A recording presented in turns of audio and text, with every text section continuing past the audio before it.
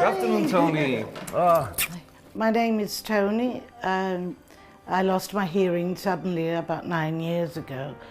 And the experience I had when I became deaf was very dramatic. It didn't just affect me, it affected the whole of my family. Hi, Tony. I'm here. You promised me to show me all the gadgetry you got here to assist you in your hearing. I wasn't born with tinnitus. I was 33 when tinnitus came into my life. And it got me by surprise. I had a normal life. I used to go clubbing, to concerts, enjoy my youth. And then suddenly, when I went to a concert, Again here locally, Tri-Century Sports Center, I think it was 2007, 2006, I felt pain in one ear, like the kind of pain that when you get some air pressure in a cabin.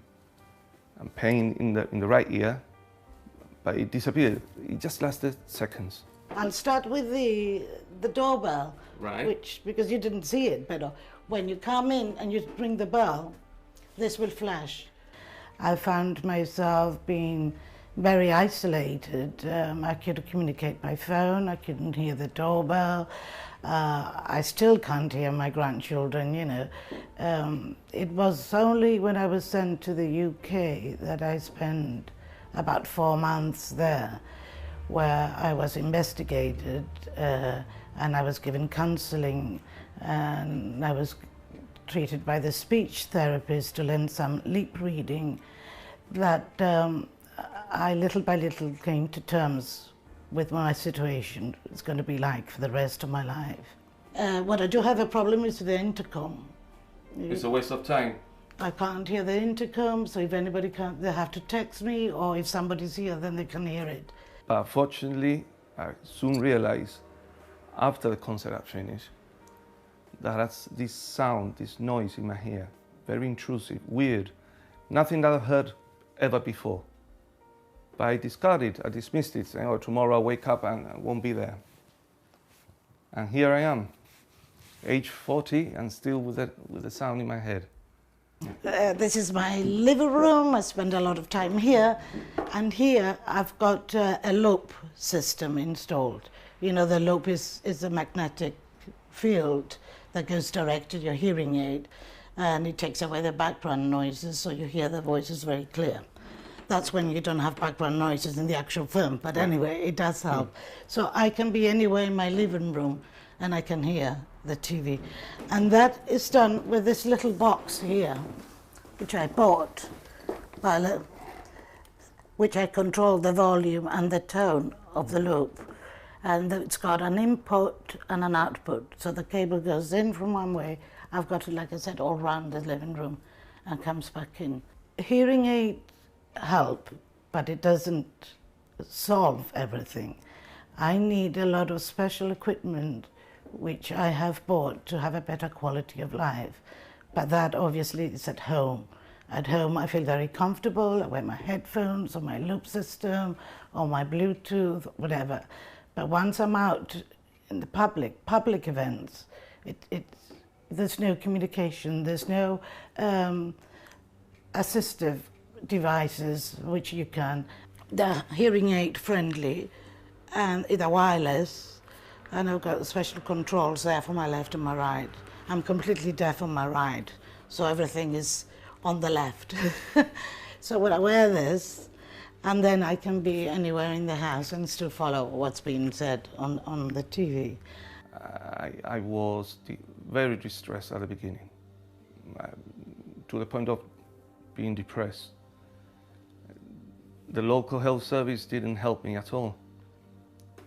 That's one of my main inspirations to actually starting this association, to help others with my experience. Very useful. It's got the tone and the volume, and you adjust it to your hearing level. But I can also connect a headphone there if I want to. It's got a thing at the back. very useful. Most of the equipment that I have I bought in the UK, because there's nowhere in Gibraltar you can buy it. There's no business locally? No, there is now, in a couple of years, there's been a new place opened up, the ICC, and any things like that you might need, that they would be able to provide it for you. Whereas before, and I had a lot of problem with some of the equipment, like the loop, because it wouldn't be shipped to Gibraltar, so I had to send it to a UK address and then have it sent back to Jeb. But those little equipment helps. It doesn't... Locally, nobody is actually giving you advice of what equipment... all this I found out when I was sent to the UK. When I came back from England, I was adamant to make people aware that there are devices available and there are things that can help the hearing impaired. So I organised with Edgar the first Gibraltar Deaf Awareness Day, and it was incredible. Incredible the amount of people that came to us. I had all my devices spread out on display, and the amount of people that didn't know that those devices existed, and the amount of people hearing it. This, what you call a streamer. This one is basically for my make of hearing aid, but you have it for different makes of hearing aid. This works like a loop. With this, I can put the volume up, put the volume down. All right. I can connect to the loop system and Bluetooth. I've got a little box there on that Which side. one? That white one there. This one? Yeah. Okay, that's connected to the equipment there. So I can listen to the TV by loop, by the Bluetooth, or my iPad and my telephone. I can answer my phone from here, because with Bluetooth you make the connection and you're paired. So this I use a lot. When I go to meetings I use it if I need to put the volume up. But obviously not for a big conference or not, I mean I can't do that unless I take my box with me and connect it to the PA system or somewhere.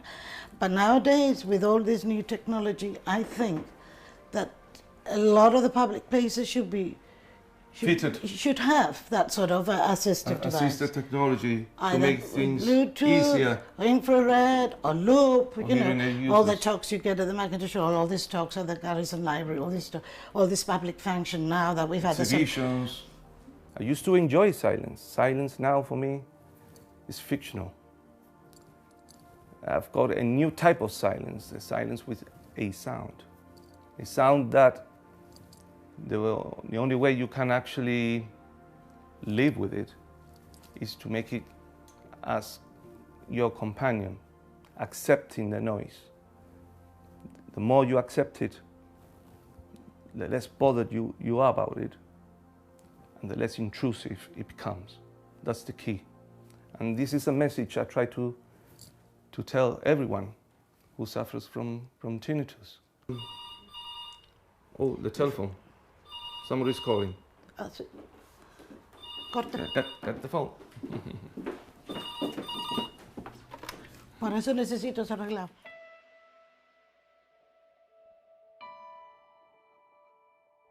First of all, start telling us a little bit about your journey from when you were diagnosed at the beginning, which is about 3 years ago, I believe, to where you are at the present moment.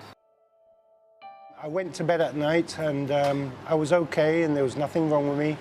And the following day I woke up and as I tried to stand up, all of a sudden my balance was gone, my legs were wobbly and I fell back onto the ground. And I thought to myself, maybe I hurt myself and maybe it was a situation where I picked something heavy and maybe, you know, was causing like a small minor spinal injury.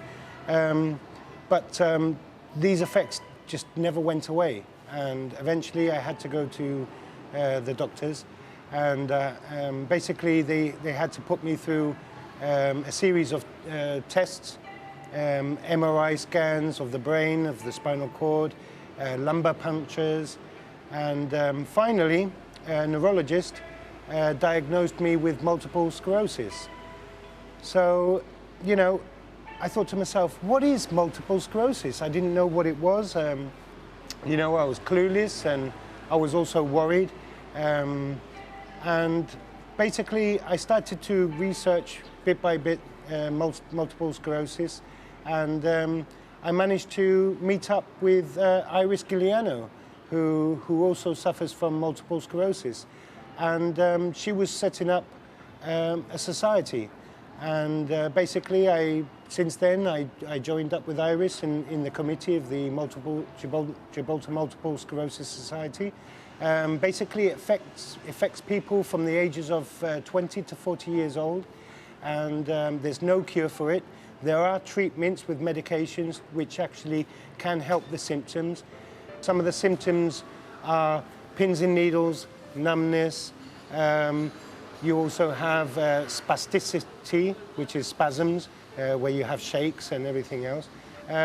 You can have speech problems. You can have also eyesight problems because it affects the optic nerve.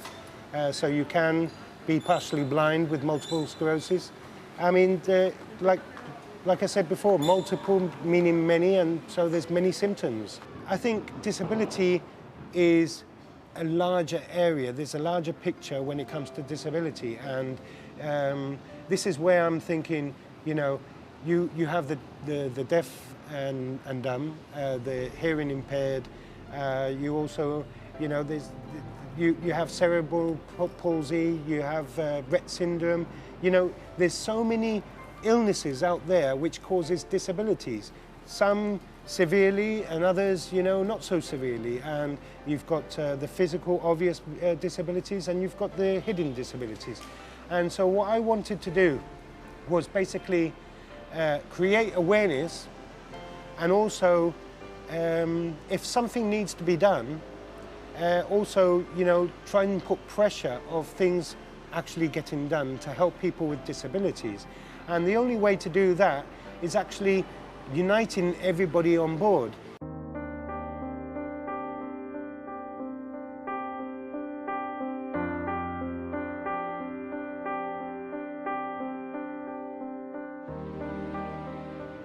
The integration of another group, the Gibraltar Disability Council, coming into fruition. I spoke to Trevor, and we came to a conclusion, and others, that it was a pretty good idea because we needed to come as one. And it is through Facebook that I've come across also with Trevor Bickerstaff. He's been campaigning for multiple sclerosis, and we decided to meet one day. We shared our thoughts on really, you know, Gibraltar is such a small place, and there's so many different groups, different charities for disabilities, each doing their own work. We came to the conclusion that if we actually work together for a common goal, is basically, let's start off the Gibraltar Disability Council. That would be a good name to call it. We can have a group within Facebook. I can actually come up with designs, and maybe Andrew as well, because he works with computers as well, and this and the other. So we can come up with a logo and a design and everything else. And basically, this group will be formed where we can represent every society. And if other societies eventually wants to come on board, they're all welcome to come on board. And we can also have people who are disabled or with disabilities which can come on board as well, because we would love to have loads of members. And if the members all, you know, had situations where they're suffering from disabilities, you know, I mean, they're all most welcome, because in the end of the day, this is not about us alone. This is about everyone. Challenges can bring people together. Shared pain increases one's sense of solidarity and can also promote group bonding and cohesion. Trevor Bickerstaff is actively bringing people and groups together to exchange ideas, raise awareness, and unite with a shared understanding behind a common goal. These people are not pushed by their problems, but are led by their dreams. They know that alone we can achieve a certain amount, but together we can do so much more.